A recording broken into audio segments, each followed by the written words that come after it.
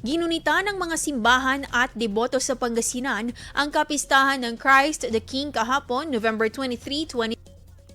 Nagsagawa ng mga misa ang iba't ibang parokya kabilang ang Minor Basilica of St. Dominic sa San Carlos City na dinaluhan ng maraming deboto at residente. Nagpatupad din ng pagsasara ng ilang kalsada ang mga lokal na pamahalaan sa Mangaldan at Urdaneta City upang bigyang daan ang mga prosesyon at aktibidad kaugnay ng pagdiriwang. Pinaigting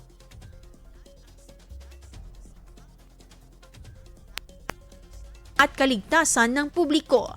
Ang Feast of Christ the King o Solemnity of Our Lord Jesus Christ, King of the Universe ay isang mahalagang pagdiriwang ng simbahang Katoliko bilang pagkilala kay Hesukristo bilang hari ng sansinukob na naghahali sa pag-ibig, kapayapaan at katarungan.